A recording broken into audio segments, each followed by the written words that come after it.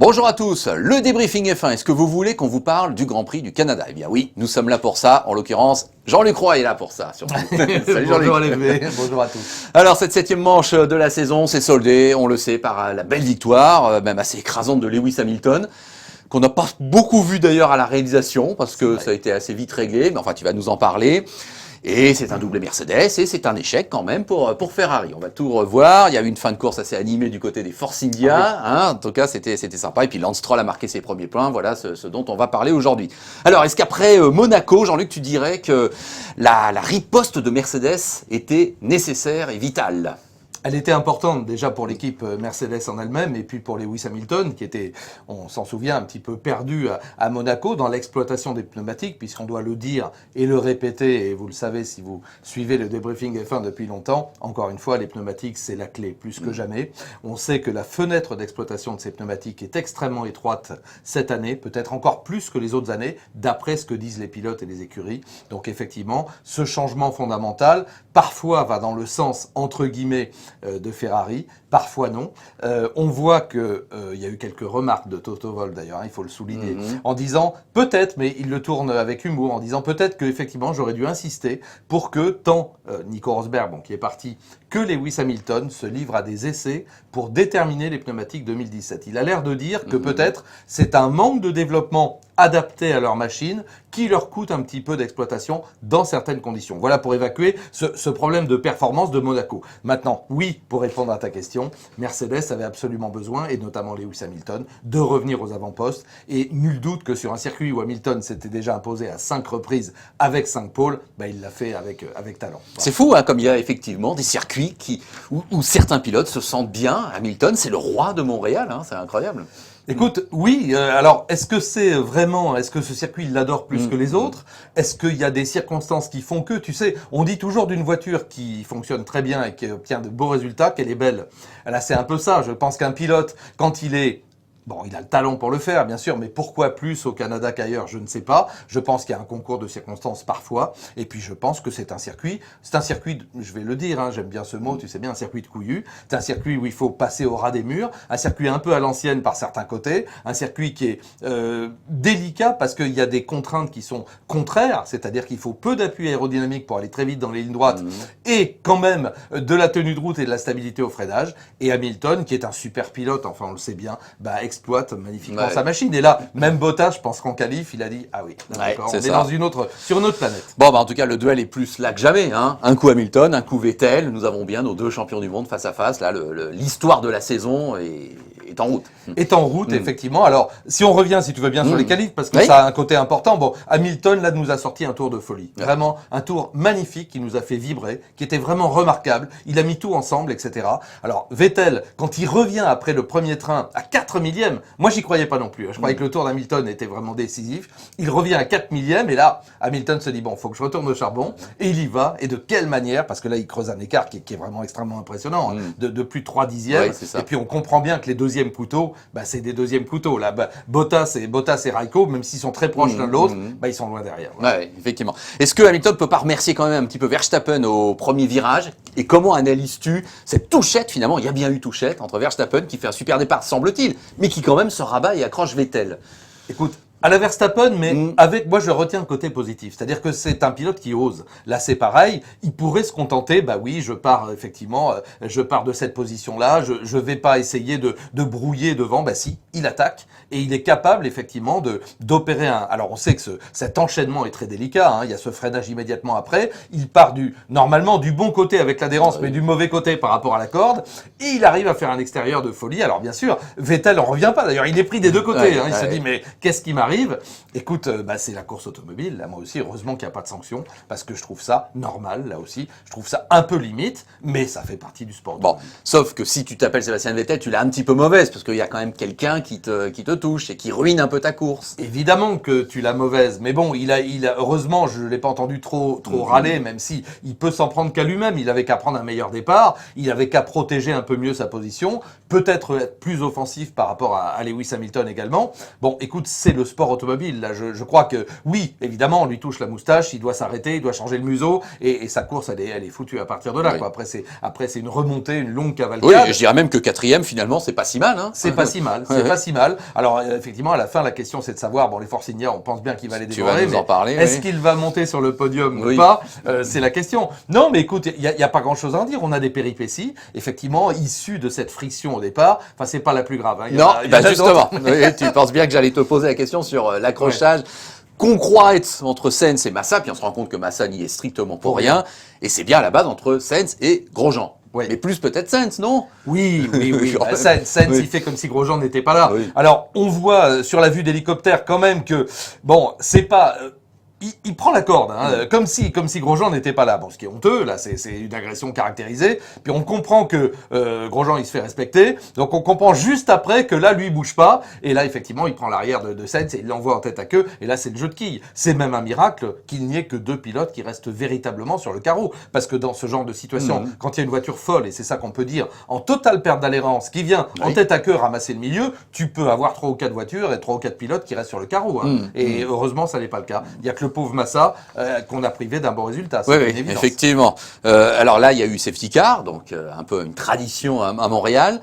Quand Verstappen, donc qui n'est pas récompensé, hélas pour lui, hein, qui abandonne, qui se range sur le bas-côté, on passe en virtual safety car. Ce qui me donne l'occasion de te poser la question, qu'est-ce que tu penses de cette réglementation du virtual safety car? Ben, je trouve ça pas mal. Tu vois, finalement, je trouve ça pas mal parce que l'avantage, c'est que ça n'annihile pas totalement les écarts entre les pilotes. Alors, bien sûr, ça varie toujours un petit peu, ça fluctue toujours un peu, on s'en rend bien compte. Les écarts sont pas rigoureusement gelés, mais je trouve ça plutôt pas mal. Ça protège les commissaires qui font le boulot, même si, évidemment, dans le cas d'un pilote, et je crois que c'est Romain Grosjean qui s'arrête lui aussi pour changer de museau et qui repart suite au contact justement avec Sainz et qui repart, les commissaires sont obligés de lui dire, d'ailleurs c'est le virage où Jean-Pierre Jabouille malheureusement avait eu les 2 jambes brisées, donc on voit là aussi que la sécurité a considérablement évolué, il y a les murs de pneumatiques, ben, les commissaires il faut qu'ils travaillent dans la sérénité. Non, moi je trouve ça plutôt bien, Bon, franchement. ok. Ouais.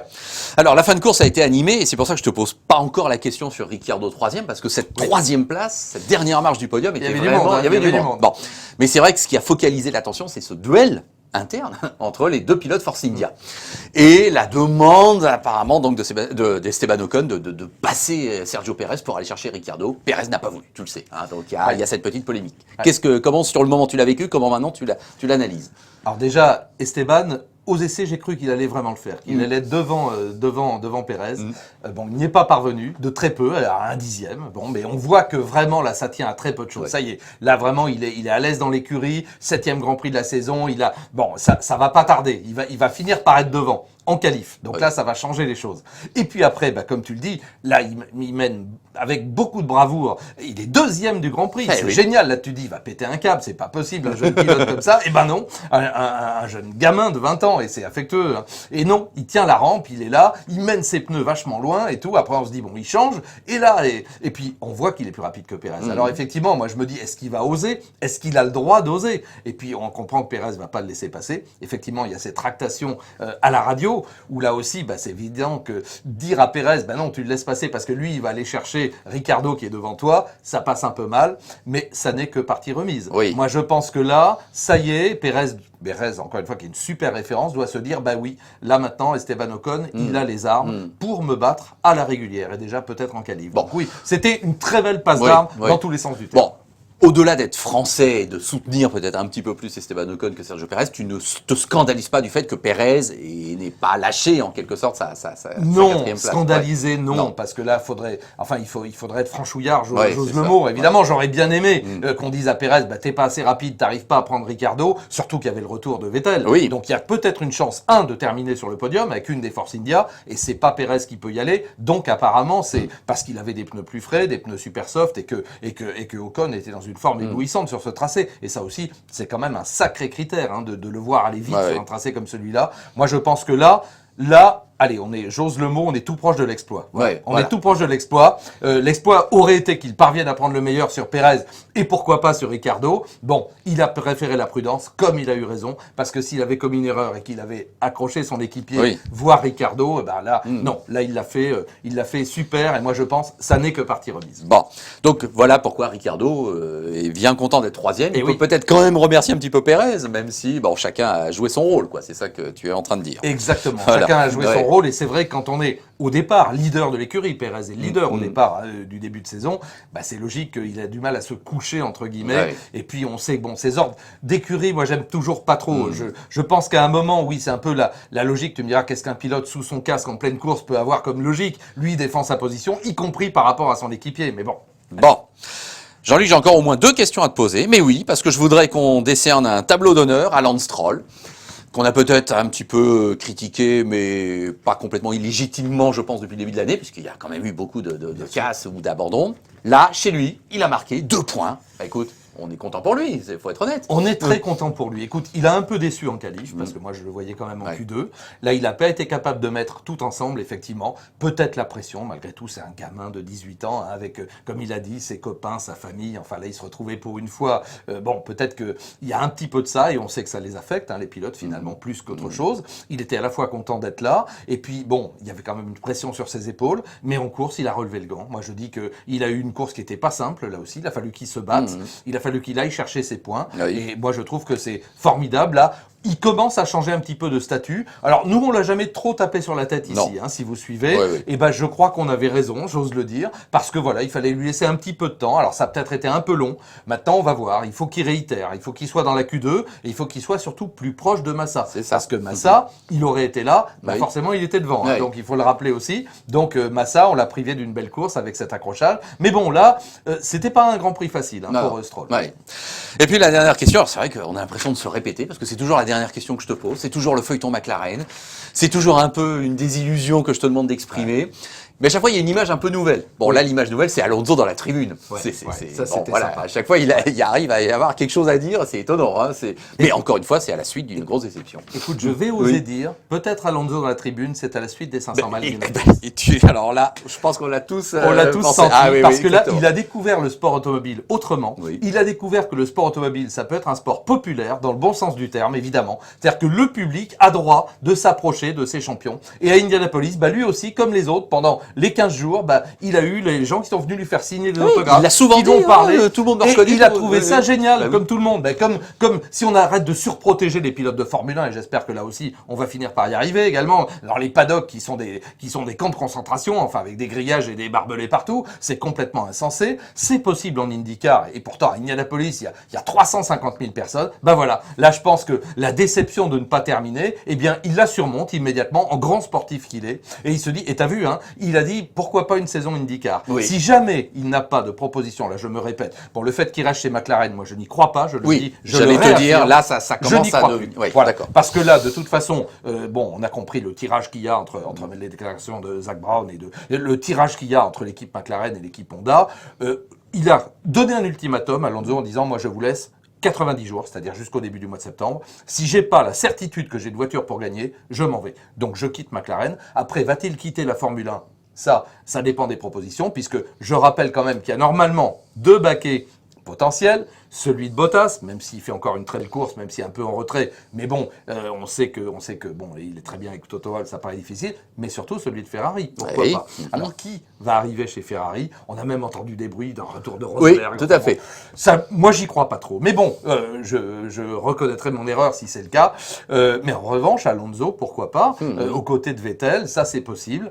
En tout cas, dans un baquet qui lui permet de... Ou chez Renault, parce que c'est une belle aventure, et parce que Renault monte en puissance, et parce que peut-être avec l'apport d'un champion du calibre d'Alonso, et ben puis ça lui redonnerait une belle motivation. Puis finalement, ces 2 titres de champion du monde, il les a eus chez Renault. La boucle serait quelque part bouclée. Voilà, je crois que l'histoire, elle est encore à écrire. Pour Fernando Alonso. Bon, bah, en tout cas, c'est un feuilleton pour l'instant pas sans fin, mais en tout cas, je reprends sur ta question. C'était une belle image de la voir dans le public et tout. C'était chouette. Voilà, c'était sympa, c'était spontané et ça fait plaisir. Voilà, on est bien d'accord. Bon, bah voilà, on va terminer sur cette belle note finalement, même s'il s'en serait peut-être aussi passé avec ce nouvel abandon qui fera partir dernier, on sait, au prochain Grand Prix en Azerbaïdjan.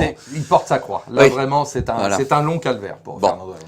Là, pendant une semaine, il y aura pause, puisque ça y est, enfin, Jean-Luc, hein, il n'y aura pas ce clash entre la Formule 1 et les 24 heures du Mans. Oh, miracle. Oui, c'est un peu ça. Bon, bah, en tout cas, on va en profiter. Bon, donc on se retrouve dans 15 jours pour parler du Grand Prix d'Azerbaïdjan. Mais bien sûr, on pourra peut-être même se permettre un débriefing de 24 Tout heures à du fait, Mans. On verra, voilà. on verra. Oui, C'est oui, tout. on est- Rien n'est impossible. Voilà, tout à fait. On va y réfléchir sérieusement et on vous tient au courant. Bon, bah écoute, merci Jean-Luc. C'est toujours un plaisir. Il y a le débriefing WRC aussi, tu le Oui, sais. Hein. oui, Ça, c'est sûr. bien Là, sûr. c'est un rendez-vous Bien qu'on sûr, a avec là régulièrement. aussi un rallye Oui, étonnant. oui. Patrick Rivet va t'en parler. Voilà, lui. il va te succéder, donc je vous invite à le regarder également. Beaucoup de rebondissements, Oui, oui. jusqu'au bout. Tout à fait. Allez, merci à vous, merci de votre fidélité, de votre passion, et donc à très bientôt. Salut. Salut.